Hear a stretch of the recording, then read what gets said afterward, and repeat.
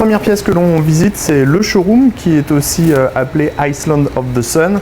Donc dans cette pièce, on a un petit peu tout ce qui fait l'univers de Thermaltake avec ici toute la gamme des produits. Donc on a tous les boîtiers avec tous les nouveaux P100 et les W100. Donc ça, c'est les gros boîtiers qu'on a vus dernièrement au CES. On a également toute la partie ici avec les alimentations. Donc ça, on y reviendra, et notamment avec le système Smart Power Management. Et enfin, tout le système de water cooling, mais on va y revenir plus en détail. Alors, au niveau du water cooling, on le sait, on a toute la gamme Pacific avec énormément de choses, avec un nombre de radiateurs absolument incalculable, un nombre de réservoirs incalculable, et on a également aussi tous les liquides de Thermaltake, donc qu'on peut choisir.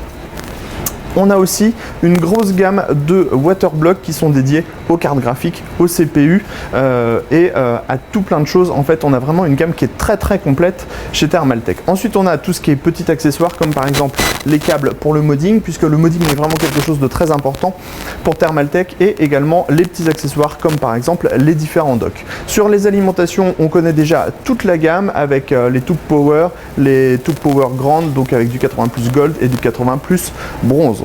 Au niveau des boîtiers, on connaît déjà très bien toute cette gamme, on vous les a présentés au CES et sur les différents salons. On a par exemple le WP200 qui est un boîtier absolument énorme de type serveur dans lequel on peut vraiment intégrer énormément de choses. Vous voyez, type par exemple un kit water cooling absolument complet avec des radiateurs en 4 x 140 mm par exemple.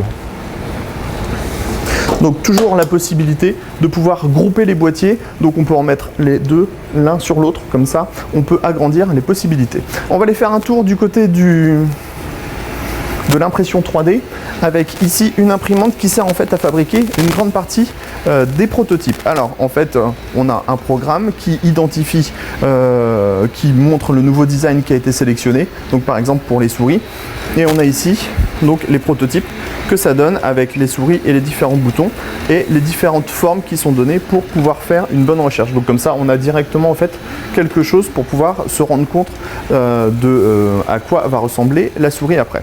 Ça marche également pour toutes les cages ODD ou les cages HDD, ou encore tous les dispositifs pour les grilles d'alimentation. On va continuer avec ici quelques modes. Donc on a ceux qui sont ici en version modée, donc avec une version verte, une version orange, des versions spécifiques qui ont été faites par des modeurs avec différents sponsors. On continue avec ce qui est P5, donc un modèle que l'on connaît bien, qui a été utilisé par certains modeurs en France et qui permet en fait de créer une sorte de configuration qui est entièrement open, donc à l'extérieur du boîtier. Par exemple un mur comme ce modèle ici. Alors ici on a deux bons exemples de l'utilisation du Core P5 avec deux. Alors ici vous le voyez, on a aussi l'apparition de Apollo Thermaltake. Apollo, c'est tout simplement la team de e-gaming de Thermaltake qui joue sur LoL principalement, et en fait cette petite salle est une salle qui permet de faire les combats entre deux joueurs différents, et en fait c'est retranscrit ensuite sur deux écrans, et donc tout le monde peut profiter du spectacle. On va continuer vers la salle d'entraînement.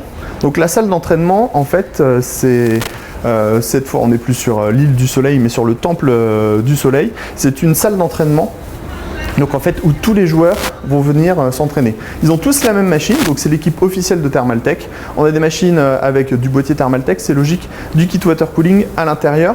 Et chose particulièrement intéressante, vous avez aussi à cet endroit-là tous les moniteurs qui permettent en fait à l'entraîneur de surveiller les différentes actions qui sont faites par les joueurs. On va terminer avec Luxatu et TT Esport. Donc Luxatu, c'est la gamme qui propose tout ce qui est boîtier type hi-fi et tout ce qui est produit mobile pour les produits un petit peu luxueux. Donc on le voit ici, on a les différents accessoires, les chargeurs de portable, les supports pour les iPads, les supports pour les iPhones, et ou encore par exemple les différents caches. Ici on a tout ce qui est power bank et tout ce qui est partie audio mobile, avec ici vous voyez des produits qui sont un peu typés luxe avec du cuir, de l'aluminium. On continue ici avec les produits Luxatu, donc qu'on connaissait pour les boîtiers HTPC. Et enfin, on va terminer avec TT eSport. Donc TT eSport, on va avoir deux choses à voir avec TT eSport, puisqu'on va d'abord vous parler ici du showroom. On vous reparlera bien sûr de la gamme TT eSport un peu plus tard. Et on va ensuite aller à Ximen, qui est un quartier de Taipei, où il y a une boutique TT eSport. Donc au niveau de TT eSport, on retrouve tout ce qui est les écouteurs, les claviers, les souris et surtout les sacs de transport, puisque c'est quelque chose que nous on teste sur cocotland.com. C'était c'était le showroom de Thermaltake, ici dans leurs locaux, et on vous dit à bientôt pour la suite.